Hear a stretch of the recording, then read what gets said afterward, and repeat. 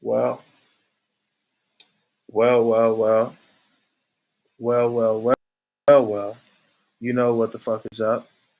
Gucci Mane the G. No, I'm just playing. It's your boy LaTosque again, and you tune into another episode of Cannabis and Coffee with LaTosque. And I'm sitting here with an AZ legend. I said that shit right. An AZ legend. Not just AZ, but a worldwide legend because I've seen the shit that this man cooks up, and trust and believe me when I tell you that he can whip some shit up. He can whip some shit up. I've watched numerous Instagram lives. I've watched the Chop 420. I've watched the Chop with Cannabis. I've done my studying, but now you get to do your own studying and get to learn from the man himself, Chef motherfucking Derek Upton. Right after this video.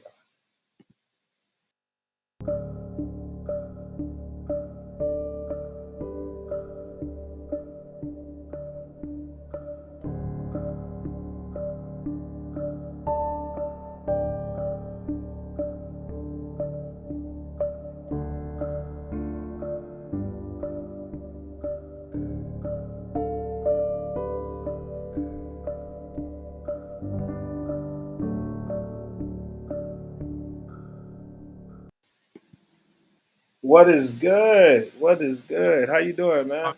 are you? I'm doing great.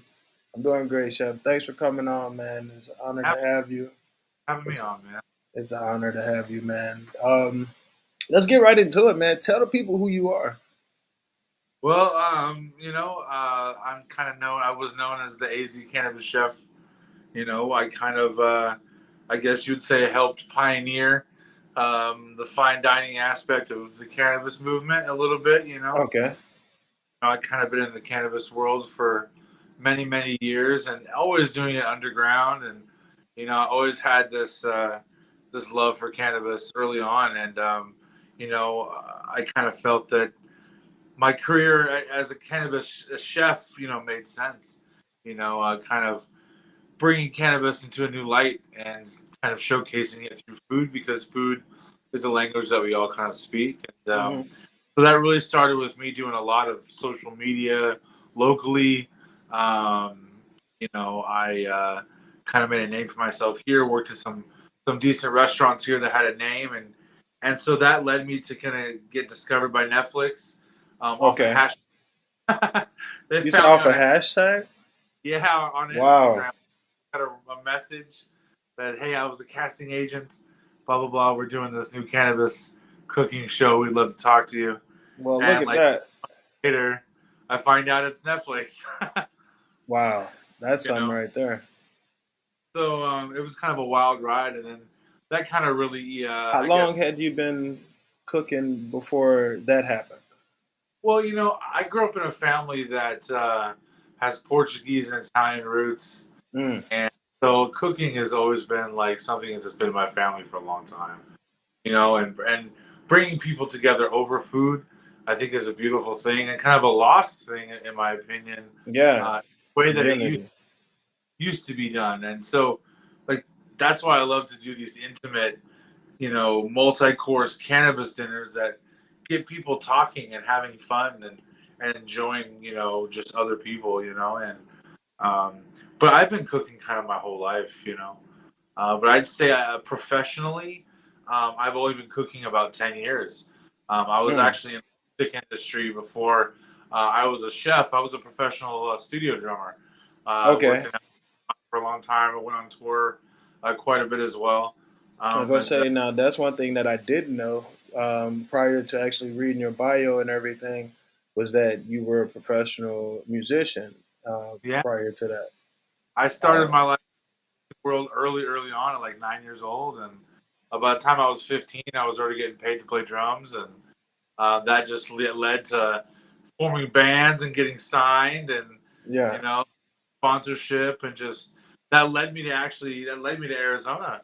I played for a band out here in 2012. That was the last show I played with them. Mm. Was at the American Music Awards after party in LA at the Sunset Gower Studios, Hmm. and that was my last show. and I decided to kind of focus on cooking because it was more passion. I loved it. It was more of a therapy for me, and it just turned So into do you something that. get a? I'm sorry. Go ahead. You said it You know, turned into something. Huh? no, I said it just turned into something I love. Okay. I was gonna say, do you get a thrill out of cooking for folks, or is it more so just cooking in general? Well, I love cooking for people because you know, in my truest form, I'm an artist. I love to create. I was a Hmm. musician, so I love to create, and for me, cooking is still a way for me to get what I need to get out. In a creative sense. Right. Um, Cooking overall is just something that I just incredibly enjoy because I can do it by myself for nobody and still feel the same way about it. Um, True. but there is a joy by when you cook a menu, because everything I do, I create custom menus for my clients, Hmm. and so it's amazing to see their faces. After you've spent a couple days talking with them about their menu, and then they see that menu on a plate. Yeah. It's really kind of see them and how much joy they have over that. So that's really a cool thing to do, and I get to educate them on cannabis. I get them to understand, what the infusion is, how basic infusions, because Hmm. most just are working day jobs and they want to go home and infuse their food a little bit, you know. So do you But teach classes as well? yeah, I teach cooking classes. I teach infusion classes, making your oils, butters, tinctures, all those types of things. I teach, on cannabinoids, terpenes, your endocannabinoid system, and how Okay. that works, governs, and How can why. people find that? Is that on the Elevation site? Yeah, so yeah, you can go to elevationswith3s's.com, and Yeah. there's like you can ask questions. It goes straight to our email, and someone on the team will make sure they reach out to you. But yeah, man, we do it all. We do the dinners, we do the private in home, we do events, cooking classes, teaching, live videos, Nice. all of yeah. Because I think education is a big part of making the industry change in the way that it needs to. Yeah. Stand. So, so, if you had a chance to start your career over, would you do it differently? Would I do it differently than I'm doing now? Yeah. Well, man, that's a hard one for me because I have a Well, lot of no. love, a lot of passions. Yeah. Early in my life, I wanted to go into the FBI because I loved solving those types of mysteries. I loved all that. Right. So I don't know. I think my life that I lived led me to where I'm at now. Okay. I would ever be a cannabis chef. you Sure. know, I was gonna say, could you see yourself as a kid telling yourself like, "Hey, you're gonna be a cannabis chef when no you're way. growing up"? No, I didn't. I grew up in a household that was not about that life. And it's crazy. So like, when you were talking about like how you cater your menus and stuff, I'd like you to speak a little more in depth on that because um, I saw your menu for the last Elevations event, and I was like, damn, like some of these things I didn't even realize it would be, possible to, medicate. But Yeah, I mean, you can medicate anything these days, man. yeah, The well, and technology, especially with the new technology and the tinctures and absolutely. But at my dinners, man, I give everybody the option to infuse or not to infuse, and I oh, do that by a finishing oil hmm, or tincture, a couple drops on the food. That okay, way, for the food, they're paying for the experience. I want them to enjoy that first and foremost, and microdose everything to 2.5 milligrams per dish. So it's oh, six. nice, So it's not heavy, it's not crazy. So at course three, they're like, "Hey, I'm good. They can still have the food and enjoy the time with everybody." right, You know, very important. Um, but you know, if you these days doesn't have to be crazy. It's actually quite simple. Once you break it down and teach people, and I hmm, think that is a great way to show people that it's not a drug anymore. Yeah. Do you have certain days where you do your classes? Are they Um, held on certain days of the month or? it's kind of when if I have two or three people that reach out and say, "Hey, we want to do a class," then I try to do a group thing where I Okay. schedule people, and it doesn't need to be a bunch of people, but like 3 to 4 people, so that it's kind of worth it for everybody, Yeah. to kind of that way we can cook a little more, but And are yeah, you it's limiting this to the valley, or are you willing to go travel to other cities and states to teach people how to cook with cannabis and stuff? operate in all 30 rec states, man. So, as a company, so we are willing to travel, man. We were in Tucson last weekend. We're going I to saw LA. that. I saw Uh, that. How was Tucson? How did Tucson treat you? awesome, man. We got to do a celebrate the 60s Woodstock Mm. cannabis event at the Harambe Cafe. I'm It's sure like a a lot of people showed out. Yeah, man. It was cool. It was cool. We had killer DJ rocking fucking the 60s, chill all night long. Yeah, Tons of I made a bunch of food. Made a beef Wellington and like key lime tarts, and we did a fondue fountain. Yeah, man. man. I medicated the fondue fountain like 300 milligrams distillate. Wow. Yeah, Okay. it was slapping. It was lit. um, So I gotta ask you, how did the idea of your business come about? And like what was the key driving force for you to become an entrepreneur and not like just go take your skills and work for somebody? man, if you would have asked me years ago if I'd ever been an entrepreneur, I probably would have told you no because man, I grew up super poor. Yeah. I grew up hood, man, in Fresno, California, and so I never saw myself as a business owner when I was younger. Today it's crazy how life shows you what you can be sometimes. Yeah. But the whole business thing came about. Kind of, I made my name here in Phoenix, and I kind of was known in the cannabis and cooking world. And the Clarendon Hotel, the owners of the Clarendon Hotel, Mm. Derek Upton and Alex Risk, they reached out to me, and they was like, "Hey, we would love to do something unique at the Clarendon Hotel and possibly offer cannabis dinners." And then there was like this crazy conversation one day. They were like, "Hey, but what if we were the first cannabis-friendly hotel in the entire United States?" And I was like, "That's the one." I said, "You do that, you'll be known everywhere, man." And man, that was 6 months ago. Wow. And here we, Time is flying. yeah, man, we started a business called Elevations. We're kind of the cannabis arm of the Clarendon Hotel. What we're trying to do right now is basically create the first fully embraced cannabis friendly hotel in the United States. We're currently in phase one. We have 16 rooms that are being renovated to be cannabis friendly, where you can smoke, dab, eat edibles, all of it doesn't matter, all good, Yeah. as well as the sky deck, and we have a lounge downstairs that we're building out to be the first cannabis members lounge in Nice. well. Because You I've know, and I've been to the Clarendon a few yeah, times, and I before this was actually like before they started doing the cannabis friendly thing. Because I performed there a few times. The rooftop, the view there is insane. Like bro, when it's you performing there at nighttime, I'm telling you, like I'm definitely excited, especially to start doing some events over there, especially some cannabis friendly events. Possibly do a cannabis and coffee sit down over there on the rooftop.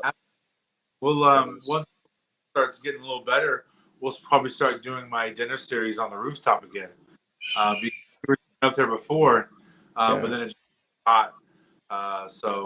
But yeah, man, we'll definitely make Yeah, it and happen. it's gonna be cooling down probably next month with this damn heat warning we just got today. Oh Oh man, man. I did put up this little graphic earlier because this was in your bio. I need you to run me through this. There's some names right here on this list that you got on there that you cooked for. yeah, man. What's the craziest thing you've cooked for? You ain't got to say who. who it was for, but what's the craziest thing you've cooked for a celebrity? Okay. So I can say who if you want me to, but if you don't want me to, I Okay. can't. Yeah, you can. It I was just didn't know if you had like an NDA going no. on or anything. I was working at a local hotel. Hmm. And worked at the restaurant in that hotel, and there was a celebrity in town with the last names of Rawlings, and he's on a car show on TV, and him and his crew blocked out like 30 rooms, right? Okay. So it would be fucking funny if you guys just cook up a shit ton of bacon and just give them all bacon. Just put a bunch of bacon in the room and make them eat bacon. I was like, what? So yeah, me and the other cook one on the team cooked up like 10 pounds of bacon, 30 Uh or huh. no, 30 pounds of bacon, and we just gave the crew a bunch of bacon. Just put a fuck ton of bacon in the room. Yeah. And he's like, I'll pay for it. Don't worry about it. That was pretty That's fucking funny. hilarious. Um, That's hilarious. Have most of well, yeah, you say you're from Fresno, so I imagine you did a lot of cooking out there before you ended up out here in Phoenix, or did most of your cooking take place after you had relocated to Phoenix? Most of my professional cooking happened out here. A lot of my just family cooking happened out in Fresno, Okay, where my and that's where family. you really learn the foundation of it, though. Absolutely. You know, and Absolutely. I look, I put on some pounds learning those recipes as a kid, so I definitely understand. But it's where I came from, and I think there's something beautiful about continuing that in my own way. Nice. Um, did you need to raise funding for the start of you starting your company, and like how did you do that if you did? Um, I was fortunate enough to not have to do that. The Clarendon Hotel and those guys, they own 9 hotels all together, Okay. and they basically offered me an opportunity to build something for myself with some sweat equity, essentially. So I'm an owner operator of the company, and so but Of I elevations, right? Or you know, Ed or Port built Clarendon as well. the trenches, doing it every day, making the phone calls, the emails. I'm building it every day, and when this thing is big and it's popping, I'll benefit from it. I'll make the money off of it, and right now they're currently kind of funding it and getting it going, and I'm incredibly grateful for them. They've done a lot and they're putting a lot into this, and it's inspiring. It really is.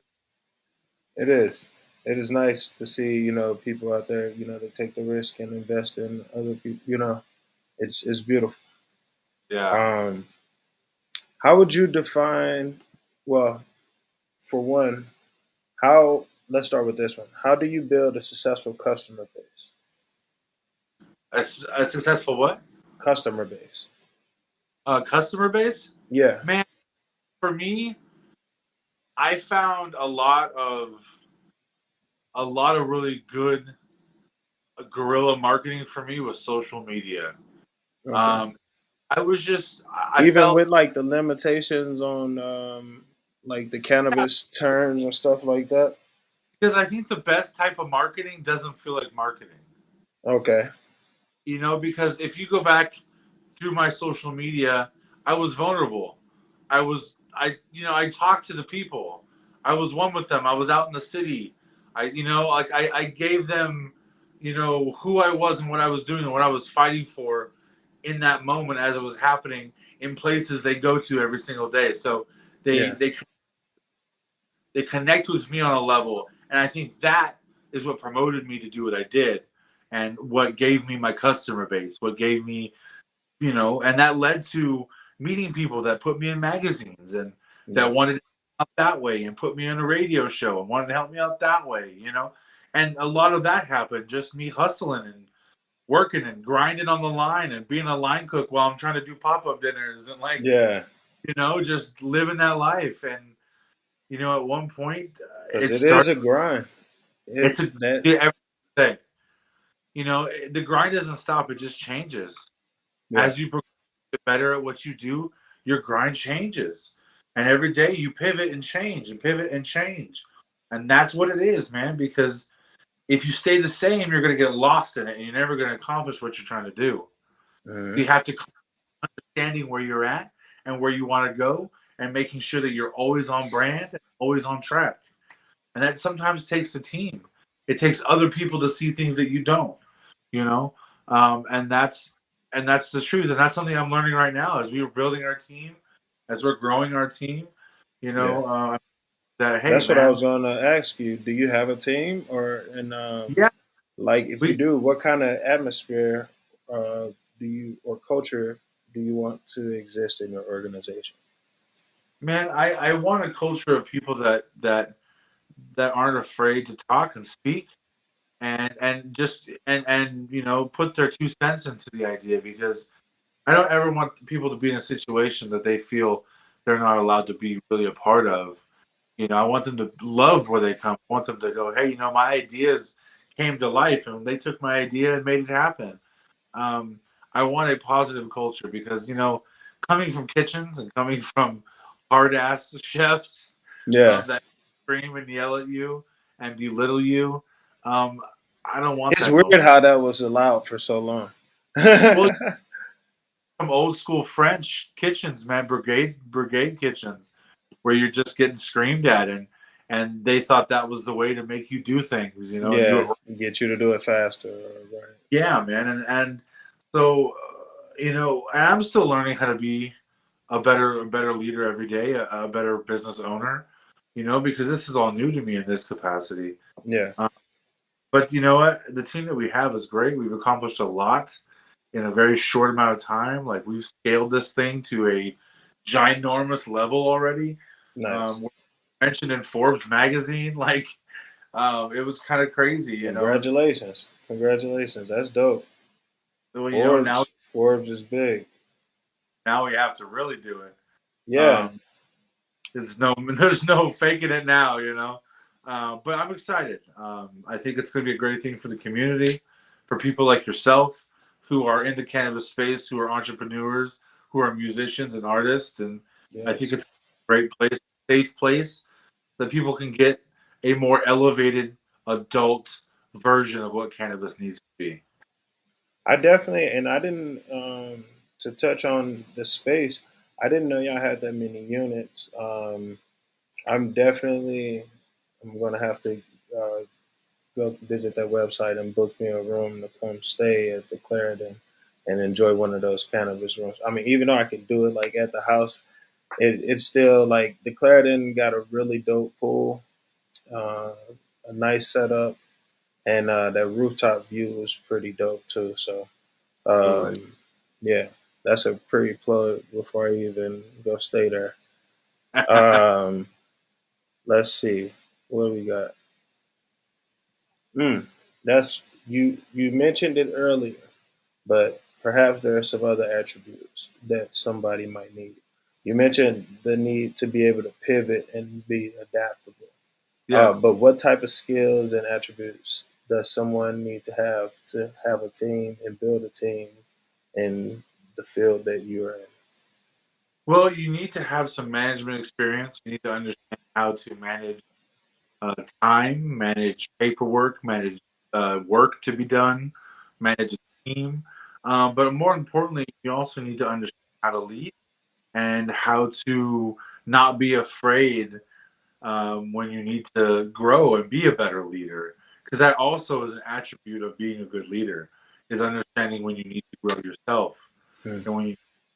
And so I think that's where it starts to really lead a team. But to be to be honest, I mean, if you're passionate enough, it's a skill that you can learn.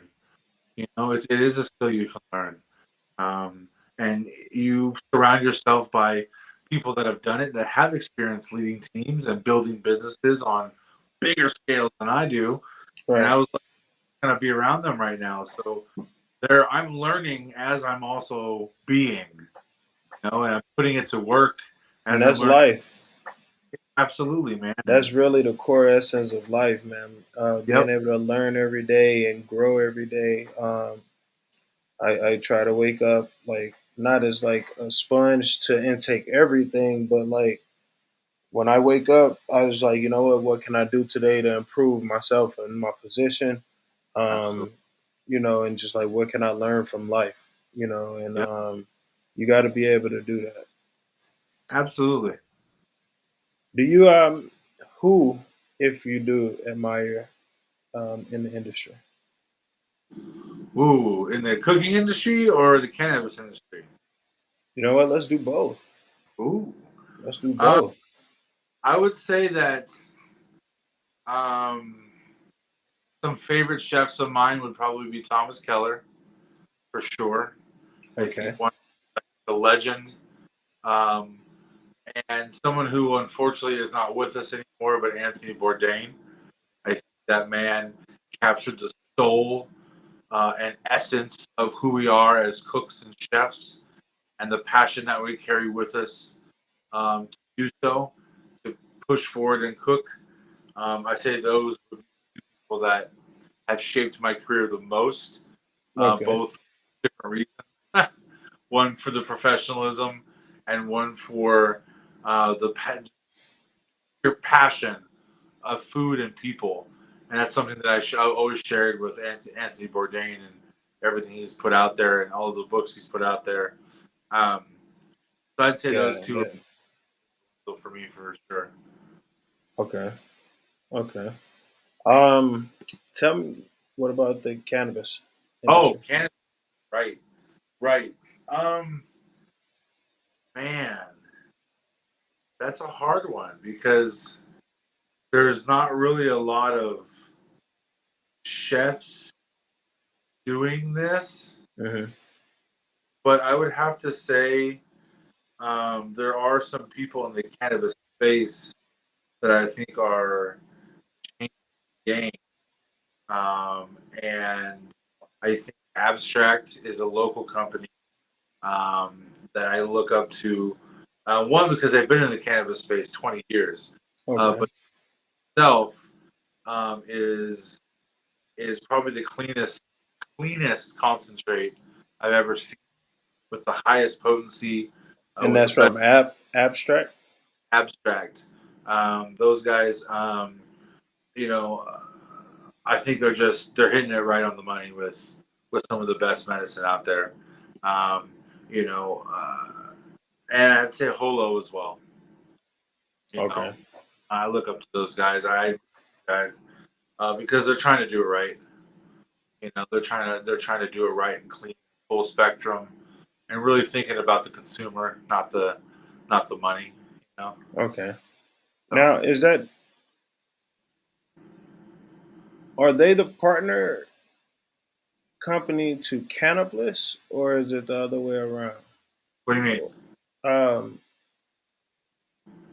doesn't is isn't Holo and Cannabis, don't they make the hot sauce or something together or something like that? Oh yeah, they do. Yeah, yeah. I'm not. Yeah, they do that. Yeah, Okay, I didn't know if that was like one of their like brands or something like that. yeah. I think they sponsor them or sponsor the concentrate or hot sauce. Okay, that hot sauce smacks. By the way, if you haven't had it, you Haven't. should try it, man. It had me thinking like, yo, I should make my own medicated hot sauce because like this is bomb. Like it low key tastes like Frank's Red Hot. Dang. That shit smacks. So like, shout out Lit. to yeah, shout out to Cannabis. And that the green chili salsa that they got too. That's a pretty good I one. love me some. Man, man, man, man. Um, so what's I know that you talked about how you do your different infusions and stuff. What's your favorite way to infuse different foods? Well, if I'm doing experimentation and stuff at home, I love messing with water soluble and oil soluble. You know, things like distillates or whatever. I like messing with THC powders too. Um, making bread and flours and stuff like that. Okay. Do you bake a lot of medicated breads, like I pastries? have I've messed with it, because because just messing around and just seeing where my limits were. But honestly, man, a lot of my infusions are pretty simple because not everybody wants to be a scientist. Yeah. Like, no one wants to do water soluble THC. No one's doing that at home for the most part. Yeah. So what I try to teach is a lot of ways. Now, can you break that down for the people, because there's some people that doesn't know the difference between getting the water soluble um, infusions versus doing the oils.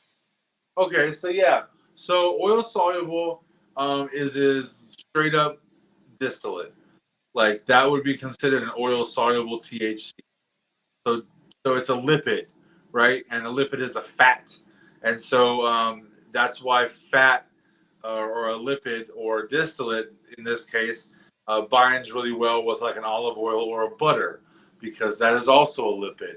And so Hmm. you emulsify those things together, which is basically you add oxygen to the mix, and those oxygen molecules bind the two lipid molecules together as well, and you create an emulsification, which is a binding of your molecules. And now you have an infused oil or infused butter or coconut oil or whatever. Um, so that's kind of where that is.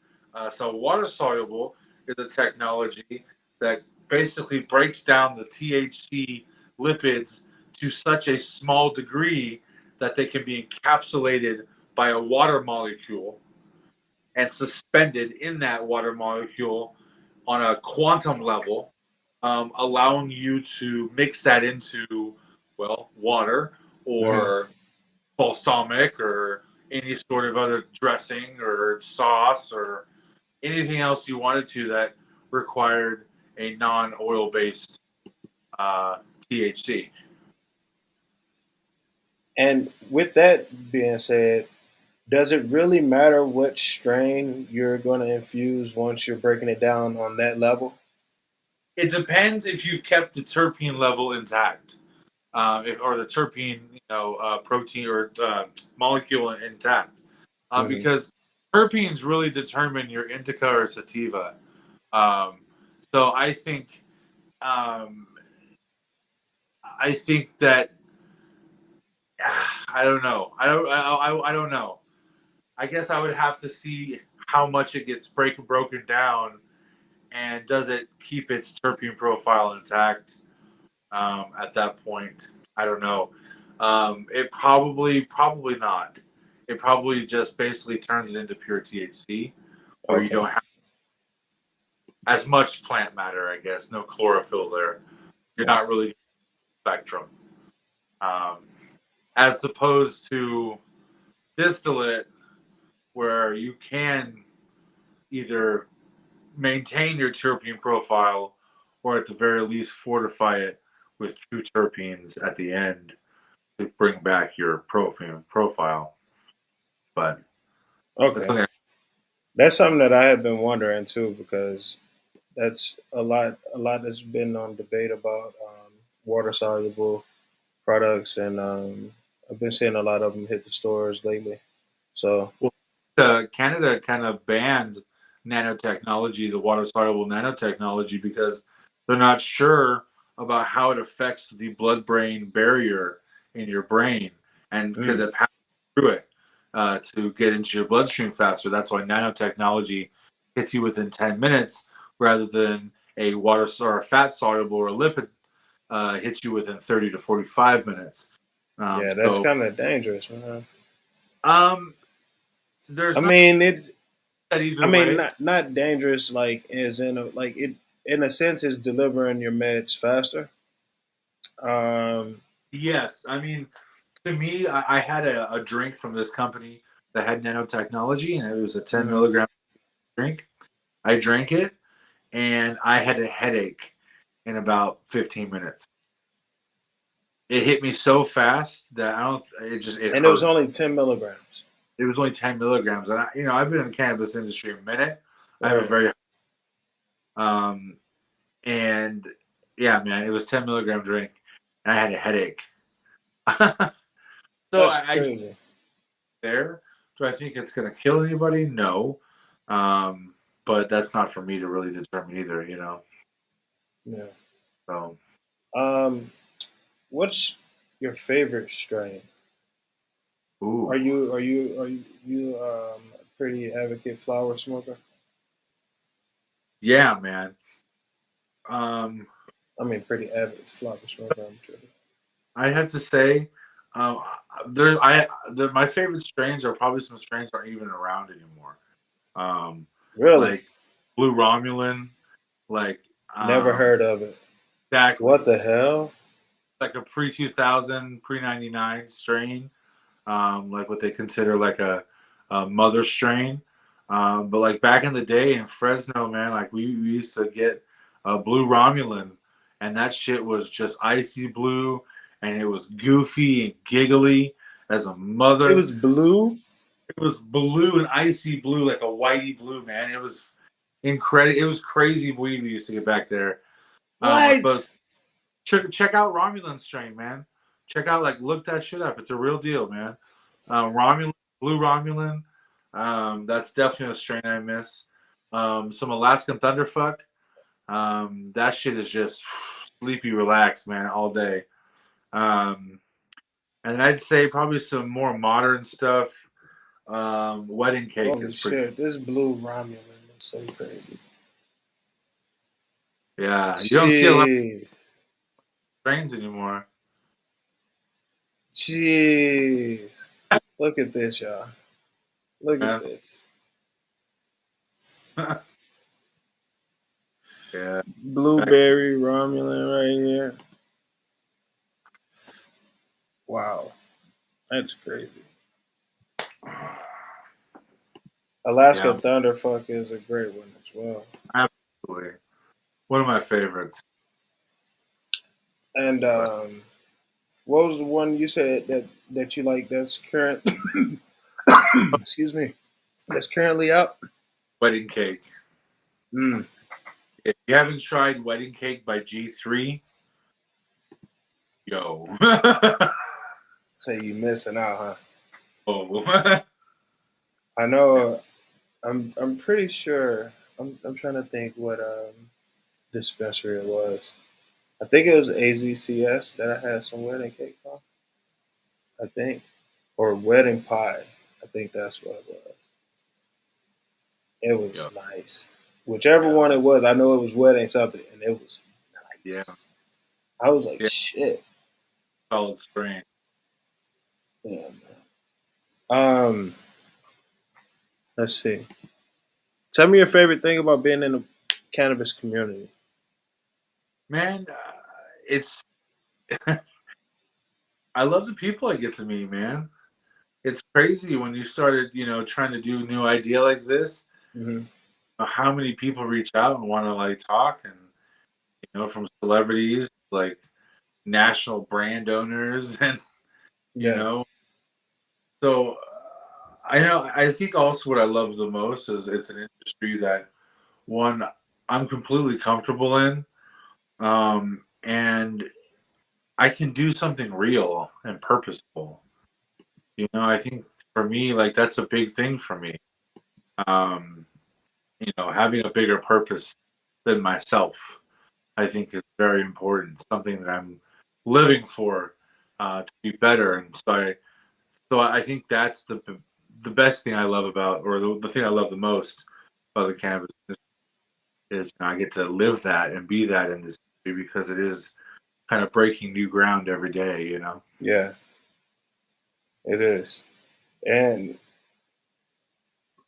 I don't know, like obviously 5, 10 years ago, we wouldn't we wouldn't expect it to be here, No way, man. like where it's at, and like it's growing so great. I think mostly because it is a lot of people who have purpose, and passion behind the plant, and But we're showing people that it isn't reefer madness anymore. We're showing people that it isn't stoner culture anymore. That we're now educated, working people that are making a difference in the world, and we're using cannabis at the same time. and people, that's undeniable. People can't say anything about that. That's why there's 30 rec states. you Yeah. know, because And it's soon to be more, man. Like, absolutely so uh, the House, I don't know why the Senate's dragging 8 feet.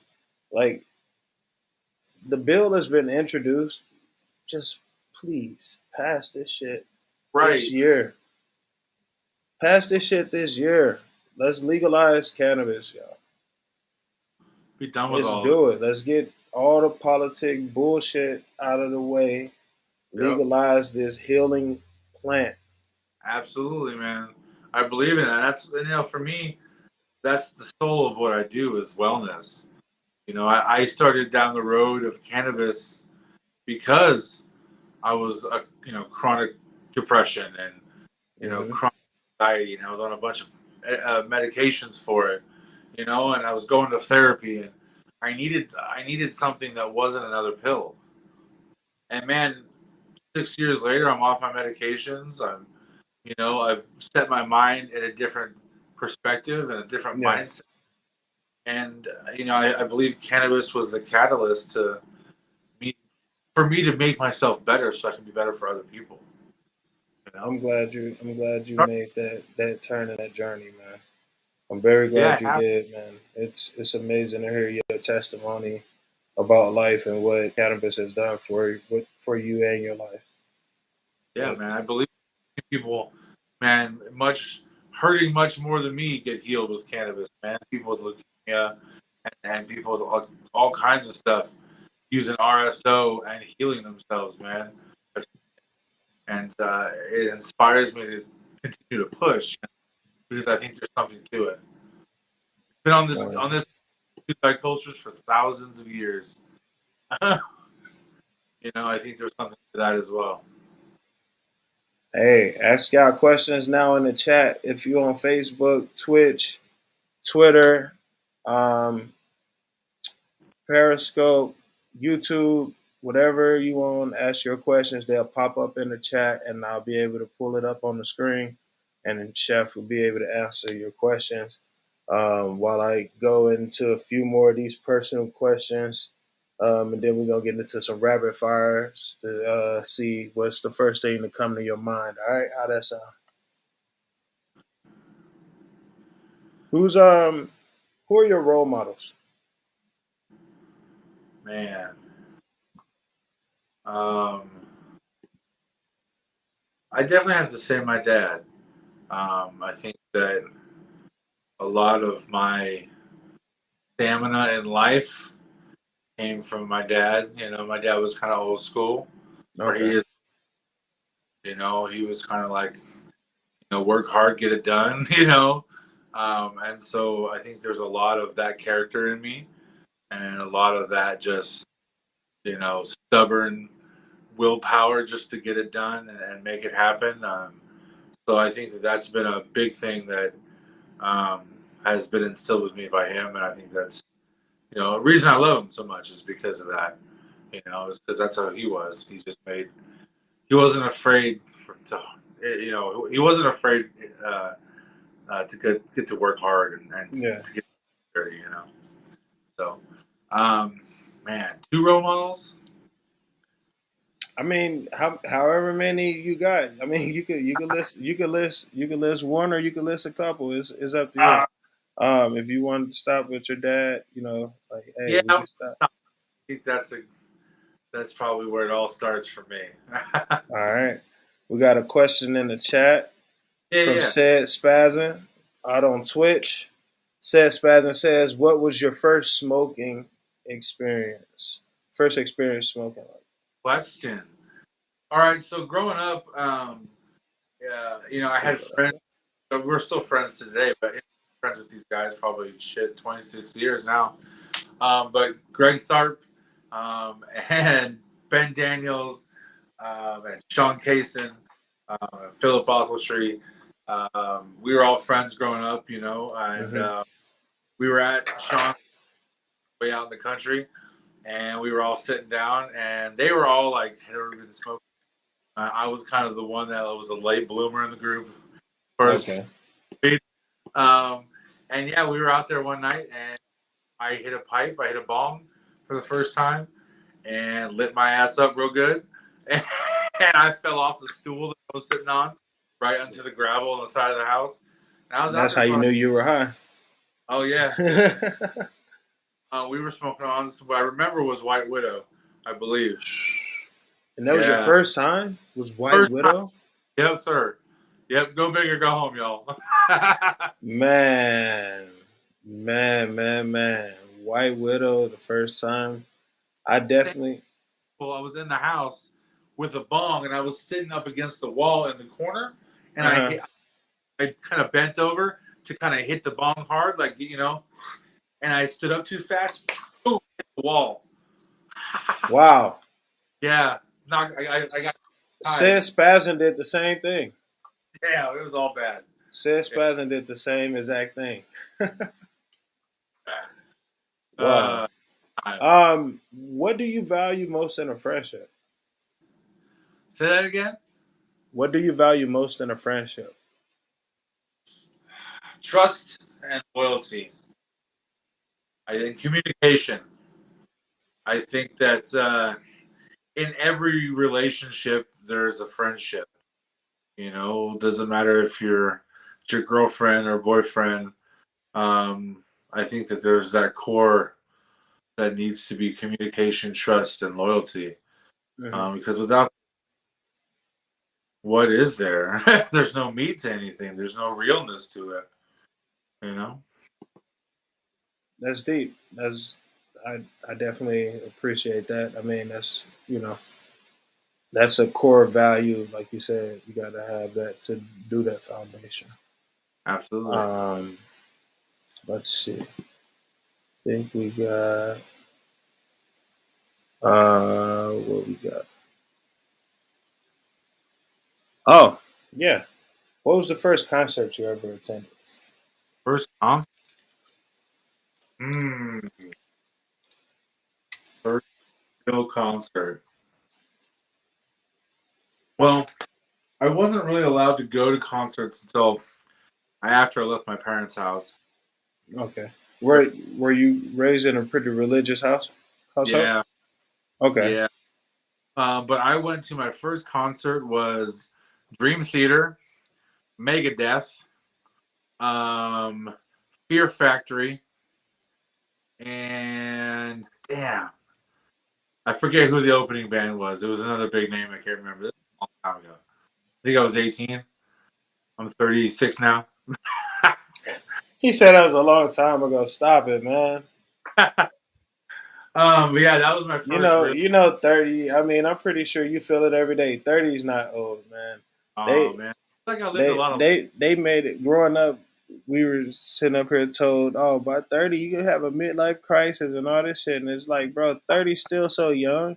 Like I turned I 30 in February, and I was like, bro, like let's turn the fuck up. Like know. still young as shit. Like No, definitely, definitely. Um, but yeah, I think that was my first real big concert was Dream Theater, Megadeth, and Fear Factory. And then my second one after that would be Lamb of God, um, Trivium, Lamb of God, Gojira, mhm. and And ah, what genre are these artists? all heavy metal. Okay. Metal. I listen to a lot of rock, a lot of heavy rock, metal. You Is that know, is that what you play when you're in the kitchen? Like when you're cooking, is it get you in the zone, or what do you play like to get in the zone? a lot of different music, man. Everything from Frank Sinatra to hip I hop. did it my way. It really depends on what I'm feeling. But like if I'm in a restaurant situation, Hmm. definitely Megadeth or Sugar, maybe even Mastodon, bunch of M's, Okay, a bunch of heavy bands. Get it down. Uh, that'll yeah, change the mood up for real. yeah, for real. What's your ideal way to spend the weekend? We just left the weekend. Yeah. What's your ideal way of spending a weekend? I would spend the weekend home with my little fur family and my girl. Having good food, watching some good.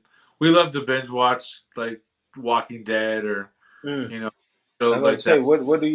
what kind of shows you like to binge watch? What are you watching? We're watching Walking Dead. We're Walking Dead. I think we're on like season 6 or 7 right now. Okay. We but I love everything from fantasy. I love Harry Potter. I love Lord of the Rings. I love GOT. I love horror, B horror films. I love adult cartoons like Rick and Morty. Okay. Uh, I'm a huge fan of 80s cult films like Blade Runner Mm. and all of those, that era. What do you think about the remakes, though? Huh? What do you think about the remakes of those movies? You know, I think the remake was good. Do I think that you know, I think it's better than the original? No. I think there's a vibe the original has that only the 80s had. Like there's just something about movies made in the 80s that were just like, you know, you couldn't replicate that. But I think Hmm. it was all right. Okay. Some of Um, to stop you though. say you say what? I said some of the remakes need to stop though. I feel you. It be a hit and miss sometimes. It be a hit and miss. Yeah. Um, what's one thing that surprises people about you? Um, most people, it's funny. Um, I'm a big dude, I'm like almost 6 foot and 300 pounds, and Okay. some are like, they think I'm going to be some hard ass, and most of them are like, man, I never realized how nice and genuine and actually kind of sweet you are. And I'm like, yeah, I'm pretty chill, like guy, man. Everybody Like, expects you to be this asshole.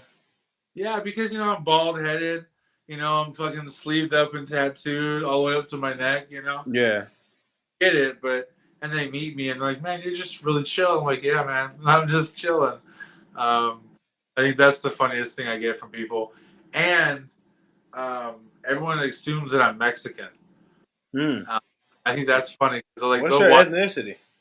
I'm Portuguese and Italian. They'll Oh. walk up to me or flat out speaking to me in Spanish, and I'm like, I don't know what's happening. That's pretty funny sometimes too. Wow, uh, that's interesting too.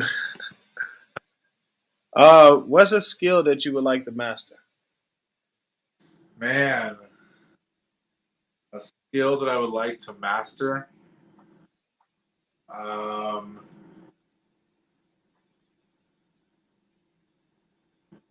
Honestly,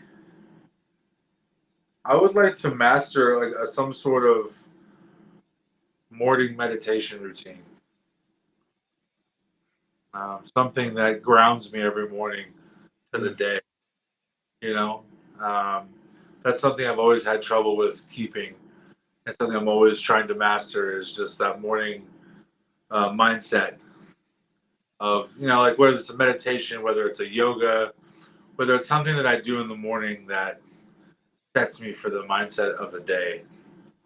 I think that's something I need to master better. That's that's something that I try to clear my mind and like not pick up my phone the first thing I wake up because Yeah. instantly, just like going into the day with a clear head is like very important. Um, Yep.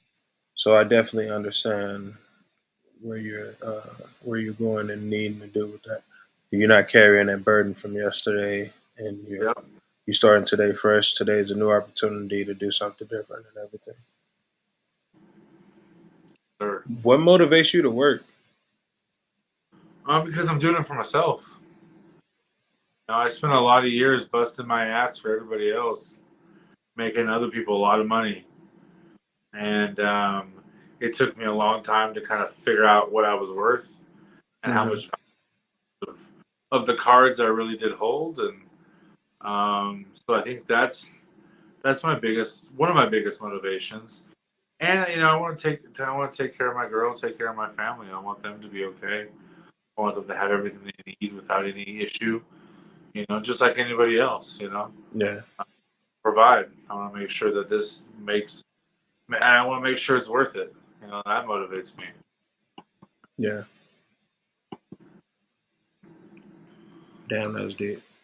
I almost don't want to go to the next question. What is your greatest achievement? Man, greatest achievement. Um, I'd have to say my greatest achievement is understanding that I don't know everything. Understanding that it's okay to say that you're hurting. To say that you need help. And probably to say that hey, I need to go to therapy because I have things I need to work out. I think that was probably the hardest thing in my life to admit to myself. Took me the longest to figure out in my life. I wish I would have figured it out earlier. Mm-hmm. But I'm grateful that I did. But I would say that's probably the hardest, therefore my greatest accomplishment, because it was the hardest thing I've ever had to do, was to face myself and understand that I had emotional trauma to deal with so that I could be better for myself, so that I could then be better for other people around me. And during that time, were you using? Were you medicating, or was this before Yeah, medication? yeah, because it helped me it helped me to deal with my depression way better than the pills I was on. The pills were creating another problem for me, and I was just brain dead. I just felt empty. Cannabis allowed me to feel what I needed to feel, Mm-hmm. function, and get through it, and not rely on that. And it took a lot of work. It took a lot of me also having to just create positive boundaries for myself too. Yeah. Like, do you find yourself coping with cannabis too much? If that's a thing. Um, I think early on when I was younger, it definitely, um, it definitely was a crutch at some point. I have to admit that 100%. Mm-hmm. As I've gotten older, I've experienced a lot more in life. I've dealt with therapy and gone through some things. I've learned to manage my medication because I've gotten that to the point where I can understand my issues and I know my triggers before they're going to happen. Mm-hmm. So, hey, you know what, Derek? Stop. I just redirect, and so now I can enjoy. I come home and after being gone all day, I come home and I'll medicate for the most part, unless I have nothing to do. But I try to make Yeah. it more of a ritual of relaxation rather than a necessary need. Now, is it a joint or is it a blunt, or do you pack the bong And preferably? old school Derek would probably say blunt, Yeah. uh, but um, I stick to joints and a pipe these days. Yeah, Yeah. or wax. I like my neck. Wax. Yeah, Yeah, I like. I be forgetting to ask people about dabs. I be forgetting to ask people about dabs. I know, like, it's still like a lot of people, like a heavy population of cannabis consumers love concentrates. Yeah. So yeah. Concentrate a little bit newer for me, probably the last couple years. I was more of old school flower for the most part, but now I'm kind of half and half. I like my concentrates too. Okay. And what's your most treasured possession? Man, most treasured possession.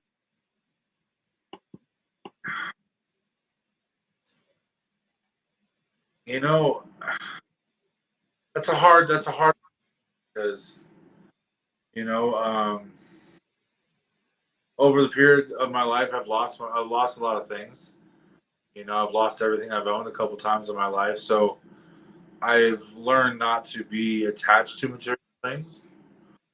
However, I would say that as a whole, my most treasured thing is my little home and family that I get to have here. Yeah, that's a beautiful answer. Yeah, because last year, we were in California. I got a job offer to work on a winery out there, and it all just went to shit. Yeah. The whole deal and everything just we ended up losing everything. Didn't have enough money to get a trailer to get everything back, so we just back in our car and our dogs, and so we lost literally everything in our entire. And so a year ago, not too long ago, and so I think that would moved up the list of being grateful for having what I have right this second, and just being able to be here from where I came from to where I'm at now is probably my most treasured, thing is this moment right now that I get to live in. Thanks. What's your life motto? Try to do it better than you did yesterday. I think that's really all you can really, truly, live for. I mean, you can't guarantee anything, but what you can guarantee is your effort towards it. Mm-hmm. And I think if every day that you're getting up to be better, to do better, push yourself, I think that's all you really can do if you're giving it your all in whatever you're doing. The best father, the best boyfriend, the best whatever. I think Damn. that's really. Chef Derek up here getting all deep. No, Got me man. about to tear up, Chef. Come on, man. No, man. I've just lived a lot of life, man. I've had a lot of life experiences that showed me a lot of things and opened my eyes to a lot of things too. Um, yeah. And thank you for sharing, man. Like I really appreciate you opening up and sharing that wisdom because like not a lot of people are able to be this open, and share that knowledge and I think be as receptive to sharing that knowledge. I think we're in a society of toxic masculinity where people believe that you can't be emotional and not be a man. And I think that if anything else, because you're emotional, makes you more of a man. Because it's hard to face those things and deal with those things. And it took me a long time to get to where I'm at right now, where I'm able to share. But I think that if someone can hear it and it can help, that's what matters to me is that I'm helping somebody potentially. That is the reason why we're here, right? Help each other, That's right. servitude. If you could change one thing about yourself, what would you change? I would probably change the fact that um, I worry too much, stress myself out. I think that's one of the biggest hurdles I have yet to get over is getting lost in my own head about things.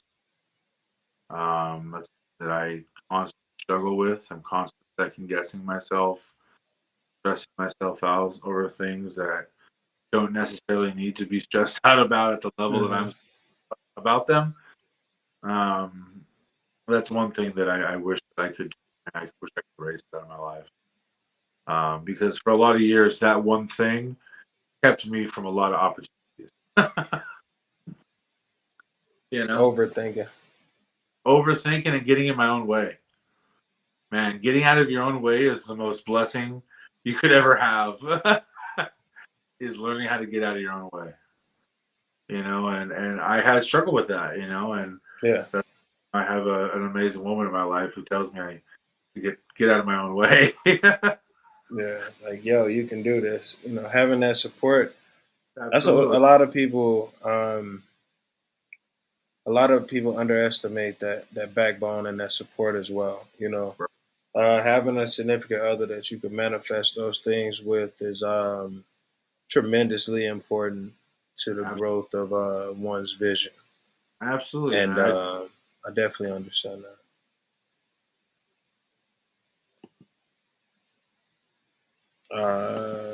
What's what I normally ask?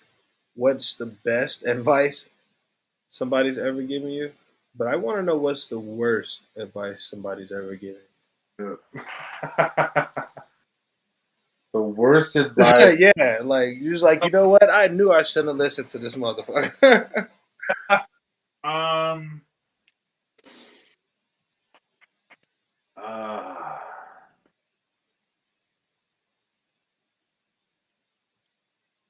Man, that's a hard one. I know. That's why I was like, you know what? Everybody always got an answer for the best advice, but I need to know the worst advice somebody gave you. He's like, you know what? This is going to make me not go back to this motherfucker to ever get advice again. Um. Well, I'll keep it more just general bad advice. Okay, Uh, or yeah, just general bad advice. yeah, I won't go too deep on this one, but um, I years ago, a friend of mine, he said, because back then we always loved food. We Mm-hmm. were like all foodies back in the day, but before I was really cooking, we loved to go to new spots. And he found this. He knows I love Asian food, Chinese food, and he found this spot. He's like, dude, it's like a hole in the wall. He's like, but it's like just badass, just old school Chinese. And I Yeah, was like, all right, I have to go try it. So me and a couple of friends go, um, and it was delicious, right? Didn't think anything of it. About 24 hours later, I feel like absolute death. wow, Um, I feel like I'm going to release myself without any remorse of where I'm at. Um, and yeah, I got food poisoning, and I basically was shitting myself for fucking 6 days, um, and lost like 20 pounds and just puking. wow. You know, That is uh, not good. yeah, it was the worst experience I've ever. So to this day, I don't go to places that That people he recommend, like that or until I. just people in general, or Yeah, this dude, this person in particular. no. Now that I know go through the stay clean, so Hmm. I have a place to go. This place ain't clean. So check this out. Now that I know that you and I have the very same taste in food, where is the Asian spots that I need to? Clever Koi, fire. Clever Koi, all day long. Their sister restaurant across the pond. Clever Koi, across the pond. Um, Man, there was a place called Thai Hut, but it's no longer around. But Dang, Thai Basil's fire. Thai Basil. Is that the spot in like I was about to say Tempe, right? Yeah. A couple of them, but there's one downtown. There's one in Tempe. Yeah, because I'm Oh, in it is Tempe. one downtown. Yeah, Oh, nice. I didn't know I had one in the neighborhood. Nice. Thank you. Thank you for yes, putting me sir. on. I got I got a Uh, list of places to go now. Sushi. Go to the sushi station on Camelback, and it's downtown Camelback, but it's called, Okay. and it's the New York style conveyor belt sushi where they're making the sushi fresh, but putting it And on the you conveyor just grab it. pick what you want, and then they tally up your plates by color, and you pay your Yeah. bill. Fire, bro. Oh. Fire. Oh, dropping gems. Fire. Dropping gems. Best place ever, dude.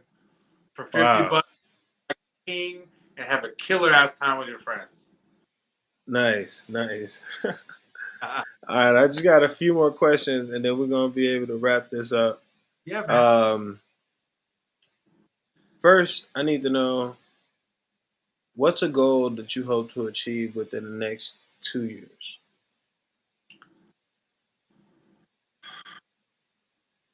Um, I think there's that. I think there's one goal that is kind of two parts. Hmm. Um, that I want to successfully prove that we could turn the Clarendon Hotel into the first cannabis-friendly hotel in the United States. I think that's revolutionary. But I think Okay. the other goal is that I want to make sure that I am ready to take that on. And so Now, I'm sure because that I, what does that all entail? being being a great leader, being a better business owner, learning what I have to learn now for when we do scale this thing and franchise this out, be able to take on that type of workload. I think there's some growing that I have to do, but I have to do it at the same time as I'm also building it. And so that's why I think the goal is kind of twofold because I have to be this person to take it on, but I have to build it at the same time. Right. It's not like I can call somebody up and go, "Hey, how did you do this?" No one's done this before, so we're writing the standards and procedures of this right now. Right. Um, so I think that would be the goal is to scale my business and then be able to be at a point where I'm prepared for it. If you had a magic stick, what are three things that you'd change about the world?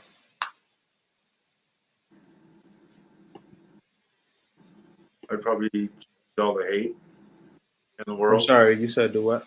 I'd probably change all the hate Okay. around that I see. Um, Man, that's heavy, bro. That's heavy. I think honestly, I think I would use it to make people's lives better, provide for them, each give them things that they need to be successful. I think I would use it to achieve those things for them. Make the world a place where everyone can live in harmony and happiness and truly be, human. We've Yeah. all lost that. People forget that we are still animals. We are a human race. Yeah. Yeah, we do get lost in that. And that a lot of that is because of the divisive techniques that are Constantly out divided. there. Yeah. Um, I didn't really get to ask you about this yet, but what's your favorite cannabis event? Cannabis event. Yeah. I personally like doing I think that there's something special and very unique about my dinners because they are only so many seats and it's very intimate Hmm. and speak to the person. They get to eat in a different perspective because it's like right there, right in front of them. I think that's my favorite because I really get to connect, and I love connecting with people. I love that connection with humans, and just getting to know people and getting them to understand who I am on a plate. Yeah. Um, and with that, I wanted to ask you about the competition coming up October Yes, 3rd. sir, sir. And a chef competition. Yeah, Canna man. Chef Phoenix. Canna Chef Phoenix, which you're going to be a judge in. Yeah, I get to judge it first year ever in Canada in Phoenix. They've been doing it in Oregon, a couple years in a row now. Okay. Uh, First one in Phoenix. So I'm super excited, to see what Phoenix has. this has been one of my goals, is to kind of put Phoenix on the map for cannabis and cooking and chefs. And so Yeah. this is exciting. It's a crazy, like the lineup is crazy. I was like looking at all the different chefs pages and I was like, damn, this is really tight. Like it's going to be a lot of innovation Yeah, man. happening in that little kitchenette space. Um, It's going to be fun. It's going to be exciting. It's going to be crazy, but it's going to be cool to be on the other side of it for once. yeah, I was about to say, compared to your previous experiences, you're going to be on the other side. Yeah. What are some tips that you could throw out there for first timers being in the competition setting? Be on your game. Know your techniques, because techniques you can apply to all things. If you know what you're doing, you know how to break the rules, right? You know how to make a beurre blanc, but if you know what goes into a beurre blanc and the technique that goes into it, you can understand how to put different elements in there to make a different flavored beurre blanc, be Okay. unique, right? I think that people need to know time management. It is a timed competition. Understand that you need to know what you're making and how long it's going to take you to accomplish your goal, and plan accordingly. I think that presentation is going to be a big deal. Make it. Hmm. It has to taste good, has to look good, and more importantly, you also be able to explain your infusion. You have to understand your cannabis. You have to know what you're doing with it and why, um, and know why you infuse it and how much and what strain you use and how you did it, your decarboxylation process. I want to know all those things. Okay. Uh, that shows that you're doing it for you understanding your craft. Yeah. You know.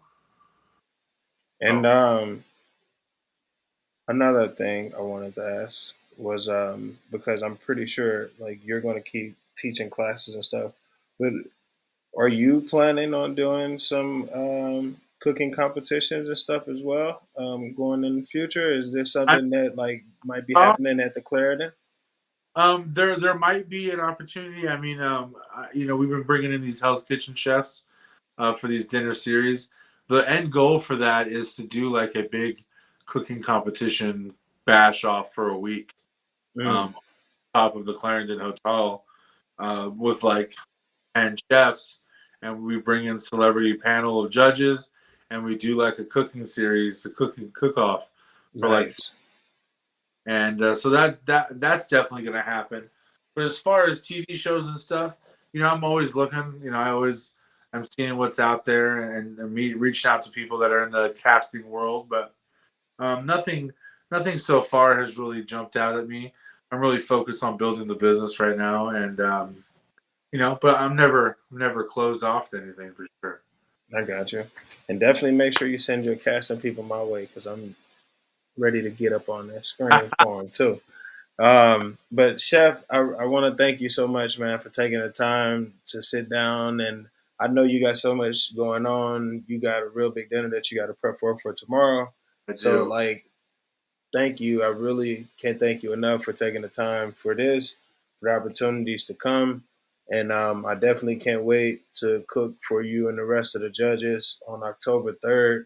It's going to be an amazing time, and I'm definitely going to be bringing some really creative shit. So Bring it, like bro. Love it. I'm bringing my A game, and Hell yeah. everybody else out there, thanks. And if y'all didn't get to talk to the chef and get to ask your questions, you can find. Let me pull it back up.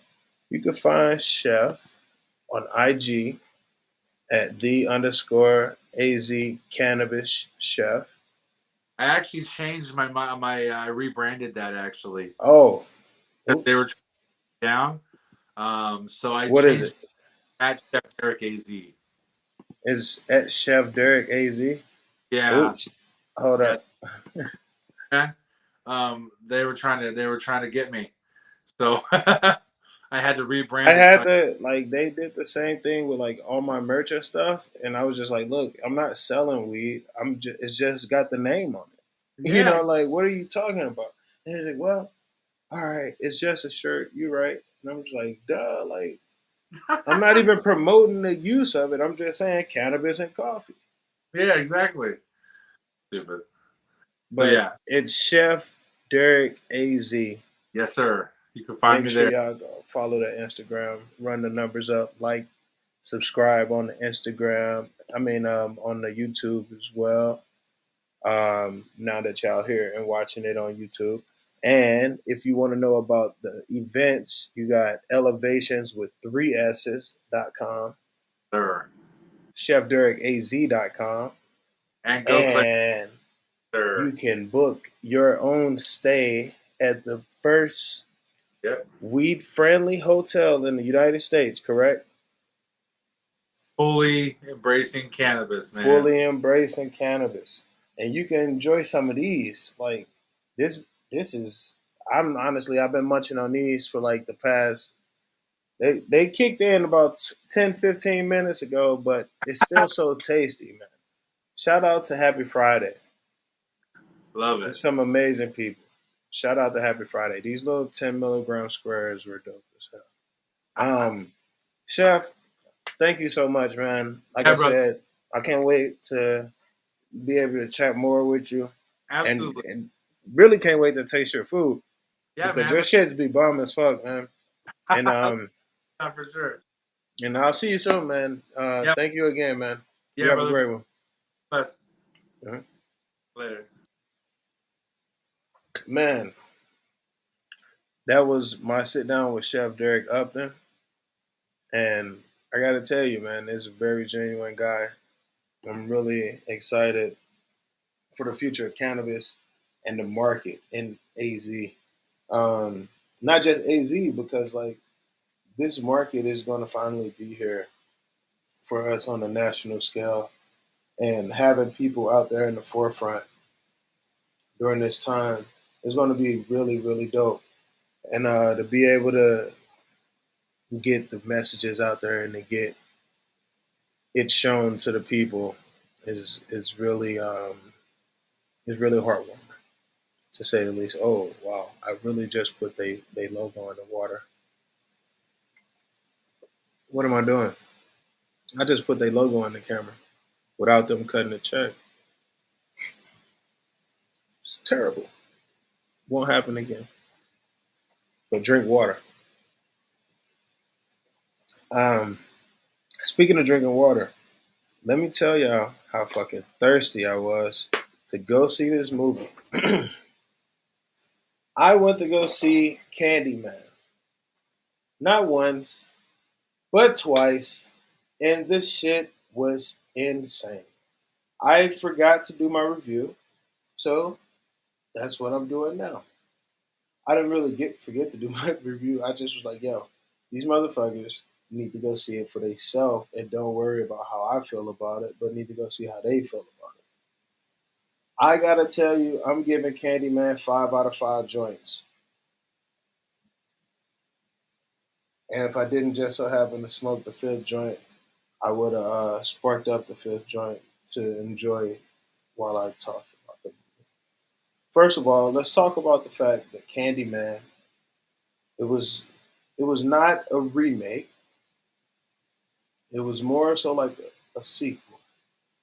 And this was a really dope continuation of the first film. A really dope continuation and incorporation of the storyline, characters from the previous film.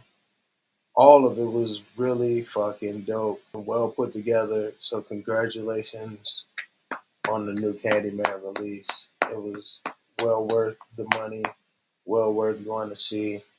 Um, Absolutely, absolutely insane. Like, man, man. They really did their thing in that movie. It takes place in Chicago, obviously. Like I said, it's not a remake, it's a continuation. And it takes years after. the situation at the end of the movie, the little guy, the little baby, and the reporter. So I'm not going to get too much into it because it's still plot twists in the movie. But go see the movie. It's a really dope film. Go support the black producers and directors that put the film together and made it all happen. It was really dope.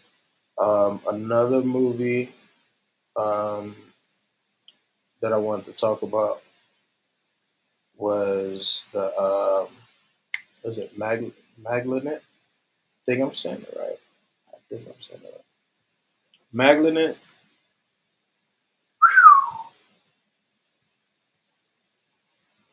That shit fucked me up, bruh. That movie fucked me up. I'm telling you. Go watch it. That's all I'm gonna say. Go watch it. Anyway, man, I got a lot of shit to do. I'm about to have company and about to cook up some food. So you all have a great night. I'm sure I'll see you soon. I got more movie premieres coming up. Got the cannabis cooking competition, the Can of Chef Phoenix that I'm participating in October 3rd. That Chef Derek is going to be judging. Um, I tell you what, man, I'm definitely excited. I'm excited to be here with y'all, and we're gonna keep going. So I'll see y'all next week, where I have Nirvana Center, the dispensary. We're gonna have the Nirvana Center on there, and we're gonna be interviewing them, which is gonna be dope. And possibly, hopefully, we could get a tour of the facilities. We're gonna see. So I'm gonna hit them up and see how we're gonna do this. We might be live from the Nirvana Center next Monday, but we will see. No promises, but I will promise you that I'll have a movie premiere. I mean, a movie review next week as well. So, thank you all for tuning in to another episode of Cannabis and Coffee with LaTosque, featuring my art and Chef Derek and my merch. A friend with weed is a friend indeed. Get your bucket hats at LaTosque.com.